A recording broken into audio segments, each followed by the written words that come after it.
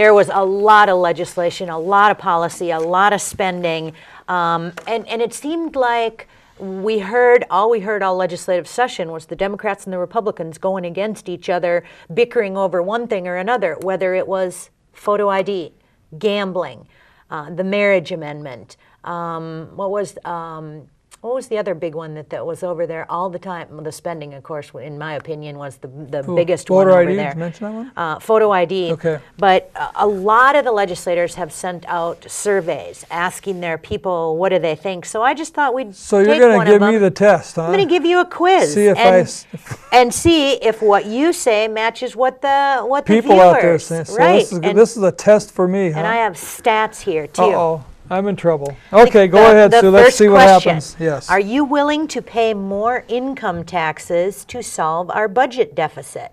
No, and I will explain why. Until we get government and our representatives to comply with the Constitution and put government properly funded under the law, then it doesn't matter how much we change our tax structure or increase taxes. It's not going to change. We have to fundamentally put government back in compliance with the Constitution. Then I could talk about taxes.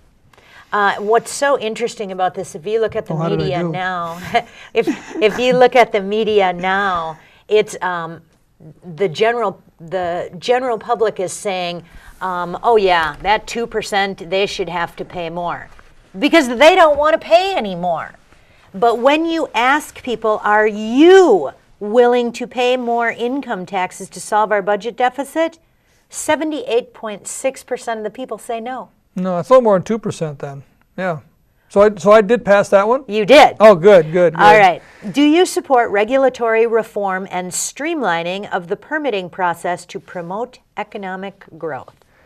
Frankly, I dislike a lot of the regulatory process. A lot of it overlaps, and a lot of it is regulatory that was never passed by the legislature. And people need to understand this. The legislature passes a law, and then it's given to the Department of Transportation, Human Services, or whatever to fill in the blanks and define things. And there's volumes of regulatory rules from departments that impact your very existence in Minnesota and how you can walk, talk, eat, and transport yourself that are not legal in the sense that they were not passed by legislature who has the responsibility of passing law. So I would say I am definitely in favor of that. And driving up the cost of doing business in the state of Minnesota drives up the cost to consumers. So if you increase the taxes that a business pays, or if you increase how much they have to pay for labor, say a minimum wage increase, or you drive up the cost of doing business in Minnesota by additional redundant, ridiculous, wasteful regulations, all it does is mean more money out of our pocket.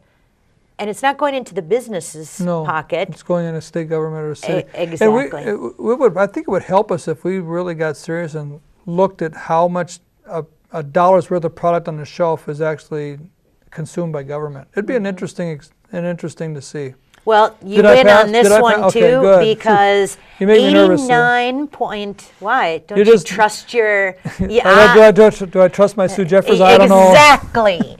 Okay. So the question was, do you support regulatory reform and streamlining permitting process to promote economic growth? 89.3% of the people do. Do you support increased funding for K through 12 education? Now, do you know how much money K through 12 gets? 41% of the state spending. 41% state budget. Yes. And that doesn't include the billions of dollars from federal aid every year. Right. There's billions of dollars of federal aid above that and spending. I think people get that. I think people are getting that we are pouring billions of dollars into K through 12, into higher ed, soon to be into pre-K, which is not the silver bullet that they think it is. Yes. So billions and billions and billions of dollars, and we're not getting a very good result. So your question is, do you support increased funding for K through 12? No, because according to the Constitution, our K-12 education system doesn't even come close to complying with what the Constitution says. It's not even close.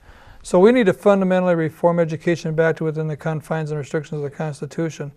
And then I could support spending, but I already know we would have a lot less spending on K-12 education. People need to know Go to your go to the internet, read the Constitution, read what K-12 education is under the Constitution, and then go look at your school system and see how they comply and conform to each other. How'd I do? You pass. Good, good. And you, along with 79% of the other people, believe that K through 12 has enough money. Okay, good. Do you support the expansion of gambling for any of the following reasons? Expanding gambling to increase state funds. Absolutely not. To allow for private sector gambling. They're looking at gambling as a way to raise revenue. Right. And the part that I have a problem with is you've got the Indian monopoly, correct, which we gave to them. We gave it to them. So now you have some people who want to take that monopoly away from the Indians. We can argue about that. And you have other people who are looking at it as a revenue source for the state. No, do you support it as a revenue source for the state? No. I guess that would be my biggest thing. And when you talk, this is where it gets really interesting, because you currently have a gambling monopoly held by the Indians.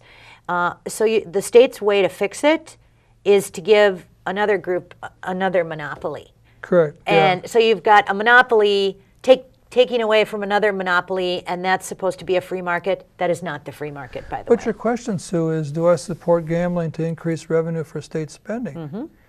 We've already discussed that state already has a problem. It's not revenue, it's spending. Right. So no, exactly I would. What's the third one there?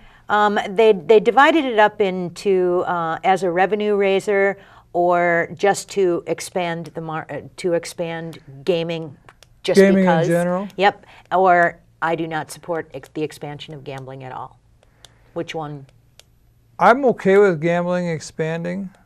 I wouldn't necessarily support it as in I'm going to go out and lobby for it or whatever. But see, where I come from is a little bit different where you come from. I do not want to expand gambling one teeny tiny little bit until they get the spending under control. Well, me not too. Give them another dime right. of money. If that's a different issue than just opening gambling altogether. Right. I have 100% against it for state spending.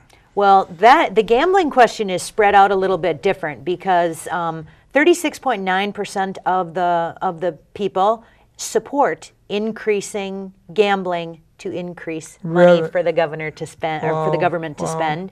38.8% support expansion of gambling to allow for private sector gambling, like a casino. Okay. And 46.3% do not want gambling expanded in our state at all.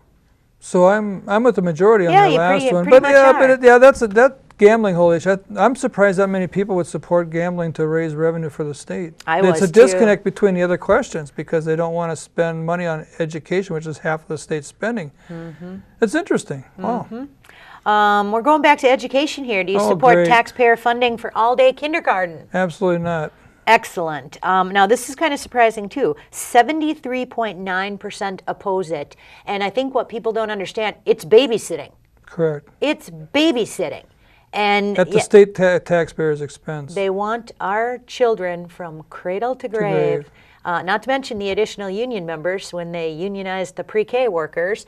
And I've had it. I want parents to raise the children, not the state. Correct.